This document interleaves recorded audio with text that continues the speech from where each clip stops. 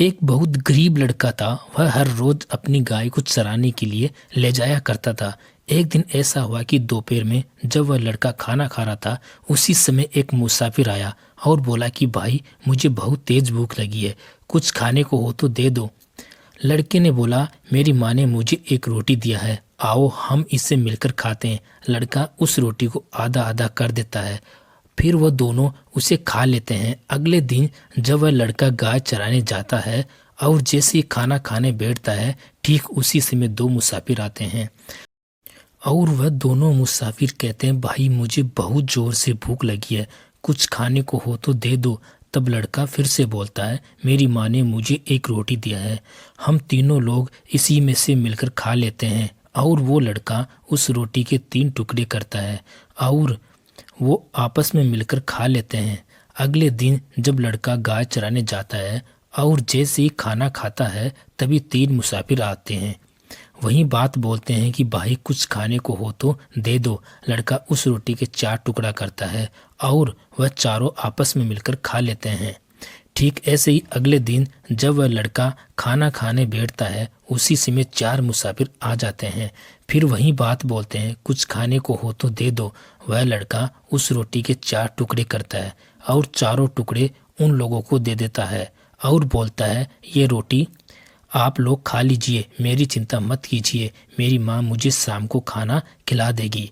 खाना खाने के बाद लड़का उन मुसाफिरों से कहता है कि भाई, यदि आप सभी को रोज रोज आना है तो आप बता दीजिए, मेरी माँ एक रोटी ज़्यादा बनाकर दे देगी और हम लोग अच्छे से खा पाएंगे। ये सुनकर सब बोलते हैं, नहीं ऐसी कोई बात नहीं है। ऐसे ही बात करते करते लड़की की उन लोगों से दोस्ती हो जाती है।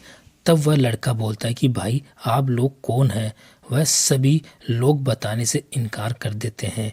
बहुत ज़्यादा विनती करने के बाद उसमें से एक आदमी बोलता है कि हम लोग यमदूत हैं, धरती पर लोगों के प्राण लेने के लिए आते हैं। इतना सुनते ही लड़का बोलता है कि भाई, आप मुझे बताइए, मेरी मृत्यु कब आएगी?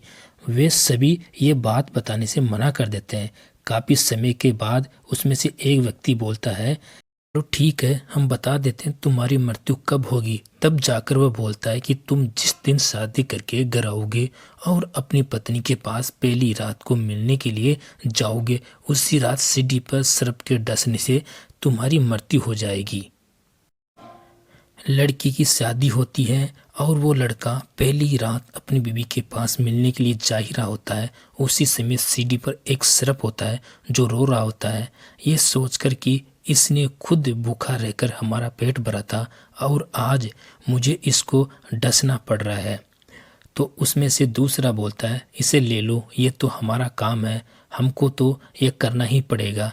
इतनी बात सुनने के बाद वह लड़का बोलता है कि भाई, मुझे बस 2 मिनट का समय दे दीजिए, ऊपर मेरी पत्नी मेरा इंतज़ार कर रही है, मैं उससे मिलकर आता हूँ, फिर आप मुझे डस लेना। तो सर्प बोलता है कि नहीं, हम आपको नहीं जाने दे सकते। ऊपर बैठी उसकी पत्नी सारी बातें सुन रही थी और यह सोचकर बहुत दुखी हो रही थी कि आज उसका पति उसे छोड़कर चला जाएगा, उसकी मृत्यु हो जाएगी।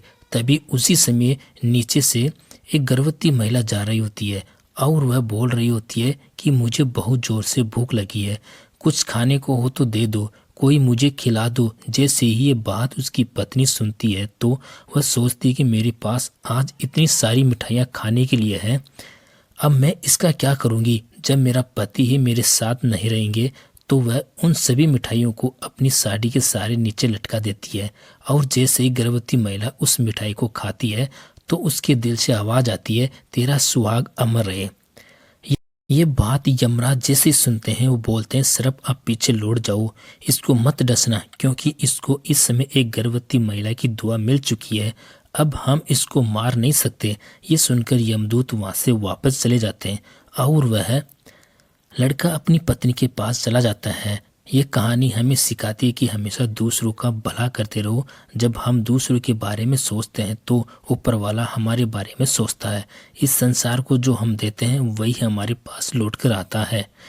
अब ये आप पर निर्भर करता है कि आप इस संसार को क्या देते हैं, अच्छाई या बुराई। कहानी कैसे लगी कमेंट करके ज़रूर बताना। आपका धन्यवाद।